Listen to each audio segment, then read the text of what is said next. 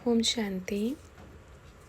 ब्रह्मा बाबा से पूछा, परीक्षा और हिसाब किताब में क्या अंतर है ना? कैसे पता चलेगा कि परीक्षा है या कोई पुराना हिसाब किताब आया है?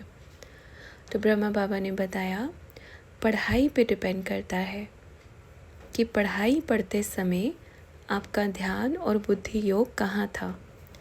अगर सच में बाबा को ही देख करके, अपने भविष्य को बना करके, या अगर पढ़ाई पढ़ते समय हमने एक दो से झगड़ा किया, एक दो से बात बंद किया, या कुछ भी हमारे संस्कारों में ऐसा, जैसे टीचर ने बोला बच्चे किसी से झगड़ा नहीं करना, उसके बाद भी मैंने किया, तो वो टीचर की गलती नहीं, वो आपने हिसाब किताब बनाया है। अब हिसाब किताब एक से नहीं कईयों से बन गया है।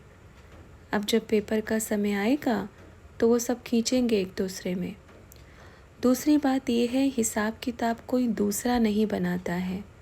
हिसाब किताब की शुरुआत हम स्वयं शुरू करते हैं, उसके बाद पेपर आते हैं। हिसाब किताब की शुरुआत कोई ऐसा नहीं कि फलाने ने की, उसने की। किसी पर भी दोष नहीं दे सकते हम। उसके ज़िम्मेवार हम खुद होते हैं, हम उसके निमित्त खुद बनते हैं। अब चाहे ऐसा नहीं है कि हाँ बाबा उसके लिए ये बात बोल रहा होगा, ये बिल्कुल गलत सोच है। क्या सोचना है? मेरे लिए है, फलाने के लिए बोल रहा है या फलाने के लिए बोल रहा है, नहीं, ये मेरे लिए बोल रहा है। और जिसने ये चेकिंग कर ली कि हाँ इसमें मेरी भूल है, इस संस्कार को मुझे ठीक करना चाहिए, इस संस्कार को मुझे बदलना चाहिए, तो फिर बाबा ने क्या कहा, बाप भी उसमें मदद करेगा, कई गुना, 1000 गुना मदद करेगा, अगर हमने बदलने का संकल्प धारण किया है तो। अच्छा, फिर बच्चे क्या कहते हैं कि पास्ट का भी तो हिसाब हो सकता है ना? तो बाबा ने कहा, पास्ट का भी तो हमने ही बनाया होगा ना, कि चलो पास्ट बन गया, बन चुका, किसी भी जन्म का बन गया, अभी तो प्रेजेंट को देखो। पास्ट को कुछ भी चीज़ बनाई हो, जैसे मानो कोई हथियार बनाया हो और उसको काटने का रास्ता ही नहीं है, तो वो तो मजबूरी है।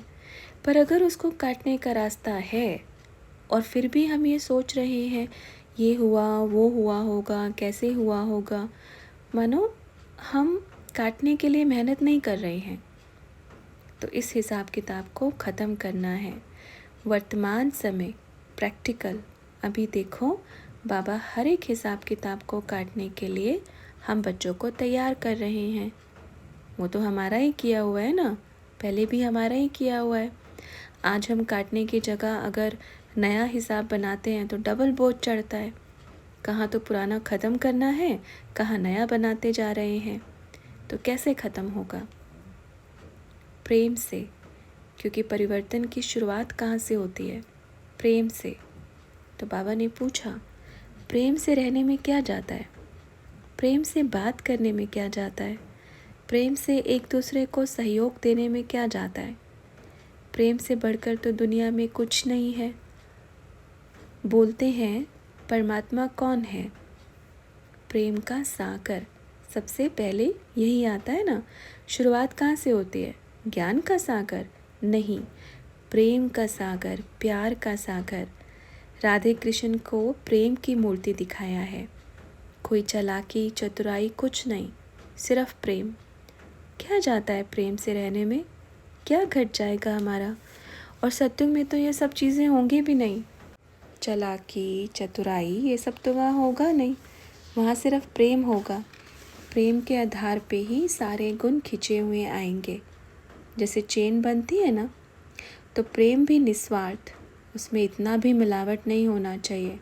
प्रेम के अंदर दिमाग का मिक्सअप नहीं होना चाहिए। एक होता है दिल, एक होता है दिमाग। सबसे अच्छा क्या लगता है? दिल, और बाद में आएगा दिमाग। दिमाग दिल नहीं कहते ना, दिल दिमाग कहते हैं। मतलब पहले नंबर पे दिल, ज्ञान दूसरे नंबर पे है। दिल माना प्रेम, दिमाग माना ज्ञान। समझ में आया? दो अलग चीज़ें हैं। पहले क्या है? दो अलग चीज़ें। प्रेम मतलब प्रेम से ही सारी रस्सियाँ बंधी हुई हैं। प्रेम होगा तो सुख आनंद सब आएगा। प्रेम को पकड़ लो और चलते चलो, सारे गुण अपने आप आते जाएंगे। अच्छा, ओम शांति।